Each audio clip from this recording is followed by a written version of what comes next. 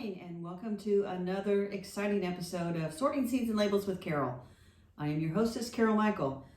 Today, my mug is from the Wild Geese Bookshop, which is as local a bookshop as I have, even though it's about 30 minutes south of here. But I buy my books from Wild Geese Bookshops, and she is, as most businesses are, closed, but she will ship. And if you live kind of near her shop in Franklin, Indiana, she'll deliver. So anyway, and I do put it on social media. I do have a new book. It just got published, Creatures and Critters, Who's in My Garden. I've sold no copies yet because all the events where I was going to sell my book have been canceled. So reach out to your local independent bookstore, and if they are taking orders and shipping them or delivering them, they should be able to order Creatures and Critters. So that's my commercial announcement. Are you ready to sort some seeds? Let's go. So Zinnia Exquisite, that pack is empty, as it should be. Trash. Kitchen Herbs, Window Box Mini Basil. And so the other day we had a basil that was red leaf. Mini box looks pretty good. What's the year on that? 2018. A lot of seeds in there. I'm going to try it. My try pile is getting pretty big, so who knows? I might have to sort those with y'all and just really make some big decisions. Here's one Behold Eggplant Hybrid. There's about, that's one of those little burpee packets. There's about 12 seeds in there. If I get a plant, I'll try it. I'll get one plant out of 12 seeds. Here's a label. Calocasia Royal Hawaiian Punch. It's grown for its foliage, and guess what? I do not have that. It's going in the trash. I think that's the first label in the trash. Oh, here's Chicago Luster Viburnum, and this is Viburnum dentatum, and I gotta think about this a minute. I don't think that I have that one anymore. I think I cut that one out quite a bit ago, so I'm going to throw that in the trash. Oh, these are nice. This is little pamphlets that come with some of the bulbs that I get from Old House Gardens, which is a great place to mail order heirloom bulbs. Oh gosh, we forgot to set the timer. Ooh. We set it for about 8 minutes, since we're in the flow here.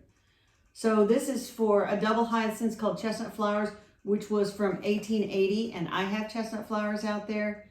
It's very beautiful and it has a nice scent. So that's in the keep pile. Oh, here's a whole thing of them here. Here's my Easter basket hyacinth sampler. You know, I think put that down. I think I bought these and forced them on bulbs, so I do not have them anymore because when you force them as bulbs on a vase, they really don't transplant well back out into the garden because they've just been grown in water. So they wrote me a lovely note though, but I don't think I need this. It's from 2014. I'm going to throw that away. Marie Kondo would be so proud of me. I don't want to talk about that one. Oh. Here's a flower, a dried flower. You know what this is? This is an orchid that I got last winter for my very good friend Eric, whose mother had passed away, and he was moving stuff out of her nursing home, her retirement home. And he had this beautiful orchid and he could not take it back. And so he gave it to me, and it had two lovely scapes of blooms. It is a Phalaenopsis white orchid, and it's right over there, kind of on the floor. And you know what? It's got another flower scape, and I was kind of hoping it would bloom for Easter, but I think it's going to miss Easter. Maybe it's going to bloom for Mother's Day, which would be nice in honor of his mom and my mom, who were neighbors back in the day. So the dried flower, kind of a sentimental thing. I think I'm just going to set that right there as a nice reminder, because it was a nice reminder. And I don't know how it ended up in seeds and labels. Ooh, wow. Here's a whole nother packet of Green Arrow peas. This one's from 2019. Good Lord Almighty. I planted peas last year. There were 200 in there. I'm going to see if anybody needs that. Didn't buy their peas. Maybe I'll put these in a donate pile and take them somewhere and just say, hey, take these seeds because I don't want them. And they'd be good. Hey, remember we talked about Frank's yesterday? There's another label from Frank's. So this bulb I would have planted in the late 90s. And indeed, this is a Ice King daffodil. It's a double daffodil. Now, this is a very good question whether there is Ice King blooming out there, because I have daffodils that are blooming for many different years. But I'm going to keep that label up there and I'm going to look for it because they ought to be blooming in a couple of weeks. Oh, this is interesting. This is from Seed Savers, which is a great organization. They save heirloom varieties. And so this is a packet of a green bean called Lazy Wife. And the reason they called it Lazy Wife is because this is one of those beans that you could pick when it's green, and it could be green beans, or you could let it dry on the pod and then take the dried beans and store them, cook them later. So if you were too lazy to pick at the right time. So this one was packed for 2018. There are 50 seeds in there. There are still 50 seeds in there. Probably the reason I haven't planted more is this requires a trellis for support. And I normally grow bush green beans. This is a pole bean. But you know what? I think I'm going to give it a try. And since I have 50 seeds, I'm going to see if anybody else wants to try it, because I don't need 50 seeds. I just need a few, because I'm just going to grow like a few vines of it. Here is a lily turf, silvery sunproof lily turf, which is a lovely plant. A Liriope muscari, and I have that. I have several clumps of that in the bed out here in the back. So I'm going to keep that to remind me which variety I have. Silvery sunproof. Cut and come again, zinnias. Again, there are seeds in here. We are keeping all the zinnia seeds. Going to put them in a big pile and sow them all. See what comes up. This is nice. This is berry canary foxglove. And this is what they call a temperennial. It should be a perennial, but it doesn't reliably return. So they actually sell it as a potted plant to put out in containers and things like that. And I have done that.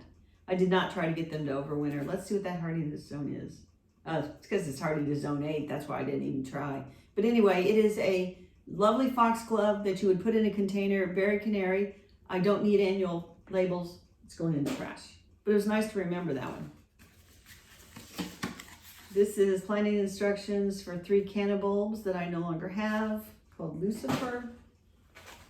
I don't know why you would call something Lucifer. That's the devil. Organic mammoth sunflowers, 150 seeds. These are from, I don't know what year these are from. Doesn't really say. Here's the thing. So in my garden, 150 sunflowers would be a lot. There's a ton of seeds in there. I will save these and I will plant them. These are they were packed for last year. So I do recommend sunflowers in every single vegetable garden because, number one, they're pretty, they're sunny, they attract the bees, the birds love the seed. And you know what else? You can, if you've got little kids, you can make like a little square of sunflowers and make a sunflower house. And Dean Ash and I have a podcast, and we talked about that on the episode, and it's the episode that just went live, season 2, episode 19, Plant a Sunflower House for the Little Ones. And we credit Sharon Lovejoy, who wrote the book Sunflower Houses, with that great idea. Boom, saving. I might see if my sister wants to plant a sunflower house. She could use those seeds. Maybe I'm going to put that in the, hey, that might be for my sister pile. Where is that pile? I'll just put it right there. Because I would need like 10 seeds. Hey, the timer just went off. Let's do one more packet and then we'll call this one done because we're almost at 10 minutes. Here is an Augustaceae hybrid. This is Kudos Yellow. And Augustaceae is a perennial. And I bought these. They're beautiful. They're yellow. They do attract bees. and everything, and they pretty much bloom throughout the summer. So I have those out there. I hope they came back. Pretty sure they did. Keep. So that is it. This is session 4. If you like this video, give me a thumbs up down below, subscribe, and tell your friends. We are Sorting Seeds and Labels. And I promise pretty soon I'll get back to another exciting episode of Garden Peace Theater. And I will, what else will I do? Oh, on Sundays, every Sunday I'm going to do a press conference. So anyway, there you go. You know I'll be back because there's still a lot of seeds and labels to sort. Bye now.